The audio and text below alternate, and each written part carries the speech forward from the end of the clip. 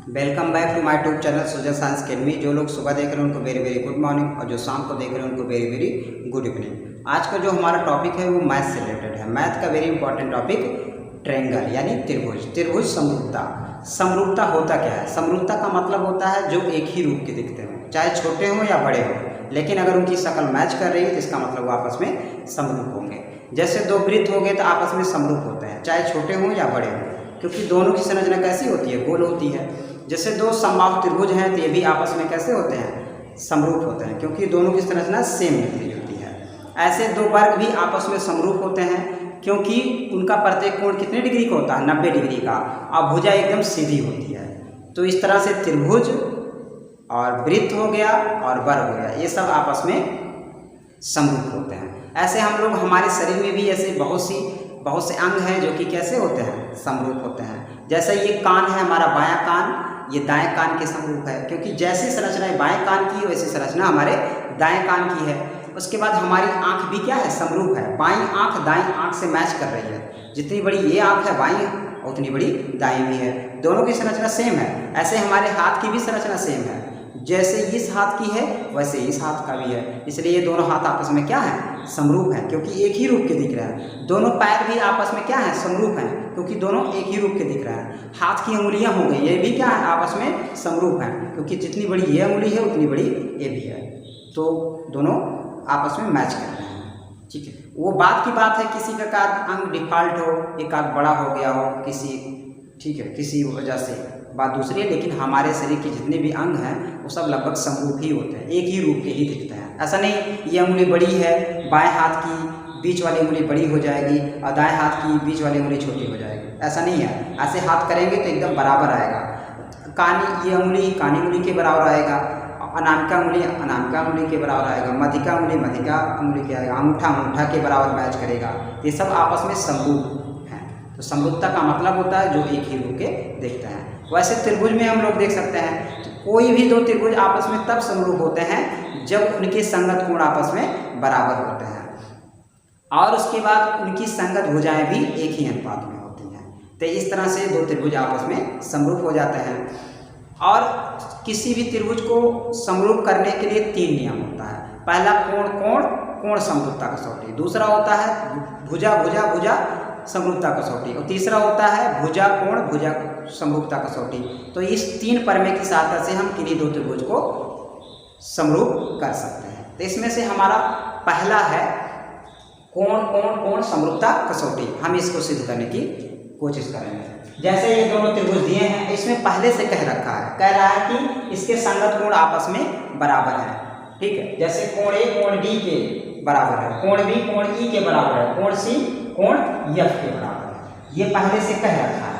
ठीक है, ये संगत कोण होता क्या है पहले इसको भी देख लेते हैं। संगत कोण का मतलब होता है जिसकी दशा और दिशा दोनों सेम होती है। जैसे ए है तो ए की दिशा सेम है। देखो ए और बी की दिशा सेम है। जैसे ए की दिशा देखो नीचे की तरफ है ना, ऐसे, तो इसमें किसकी नीचे की तरफ है? तो डी की दिशा नीचे की तरफ है। यह की नहीं, यह तो इधर है, ये तो इधर है। तो ये हो गया ए की दिशा नीचे की तरफ है, तो डी की भी दिशा नीचे की तरफ है। अब पोजीशन भी सेम होना चाहिए। दशा देखो कोण ए ऊपर बैठा है तो कोण डी भी तो ऊपर बैठा है, तो इसका मतलब उसी को संगत कहते हैं। जिसकी दशा और दिशा दोनों सेम होती है उसी को हम लोग संगत कोण बोलते हैं। इंग्लिश में करस्पॉन्डिंग एंगल बोला जाता है। तो कोण ए का संगत कोण कौन है? कोण डी है।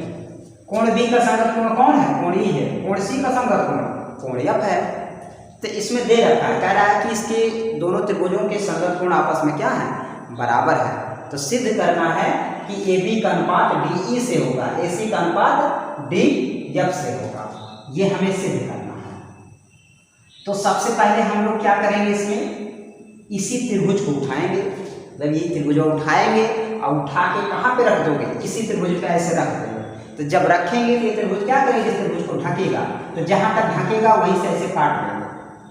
इसी के नाप का काटेंगे, इसी का नाप का काटेंगे, इसी पे रख दो। ऐसे रखने के बाद इसे काट दो, खचाक से इसे काट देंगे, रहना ऐसे खचाक से काट देंगे ऐसे। ठीक है, तो यहाँ क्या करेंगे? इसका नाम दे दो P और इसका नाम Q। ठीक है, रखें और इसे नाप के काट लें। इसका मतलब ये है जितना बड़ा ये है उतना बड़ा ये भी है। ठीक है, तो पहला स्टेप हम लोग ए बी और डी लाने की कोशिश करेंगे सब। ये सब दे रखा है, इन्हीं कोण की सहायता से ही हम भुजाओं को भी क्या करेंगे, अनुपात में करेंगे। तो पहला स्टेप क्या करोगे, स्टेप फर्स्ट इसमें स्टेप वाइज करेंगे ताकि ये जो है याद रहे हमें स्टेप वाइज। तो स्टेप फर्स्ट में क्या करेंगे, ये त्रिभुज उठाएंगे और इस त्रिभुज पे रख के काटेंगे। तो इस त्रिभुज में कितनी भुजाएं हैं, 3 भुजाएं हैं, और 3 भुजाओं में से 2 भुजा को काट रहे हैं, इधर DE को, इधर DF को काट रहे हैं। तो जहां DE को जहां काट रहे हैं, कहां पे काट रहे हैं, P पर काट रहे हैं। इसका मतलब है कि भुजा DE से DE को ही काट रहे हैं, DE से DP बराबर AB काटा, ऐसे लिख देंगे। और फिर इधर किसको काट रहे हैं, DF भुजा को काट रहे हैं। तो DF से DQ बराबर AC काटा, इतना देखना पड़ेगा, क्योंकि हम अगर इस त्रिभुज को इस त्रिभुज के समरूप होना है तो कुछ ना कुछ करना पड़ेगा। पहले ये त्रिभुज इतने के समरूप होगा या इतने के जो है सर्वांगसम होगा, तब उसके बाद इसी एंगल की सहायता से इस एंगल के अगर बराबर हो गया तो अपने आप क्या हो जाएगा, भुजाएं भी समानुपात में हो जाएंगे। ये त्रिभुज पहले कोण P के समरूप होने की कोशिश करेगा, तब उसके बाद, और पहले से दिया है कोण B कोण E के समरूप है, तो पहले ये इतने के बराबर होने की कोशिश करेगा। जब इतने के बराबर हो जाएगा तो आगे फिर नियम लगेगा। तो स्टेप कौन सा लेंगे, अब स्टेप सेकेंड। पहले स्टेप में क्या किए हैं, त्रिभुज को सिर्फ काटे हैं, ठीक।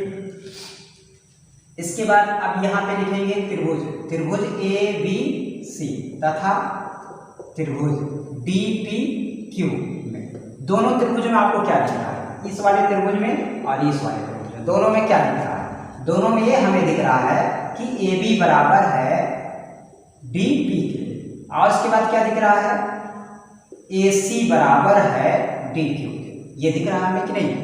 और उसके बाद और क्या दिख रहा है इस त्रिभुज में, और ये दिख रहा है कि कोण A बराबर है कोण D के, पहले से दे रखा है, कह रहा है कोण A बराबर है कोण D के, पहले से दे रखा है, तो कोण A बराबर है कोण D के।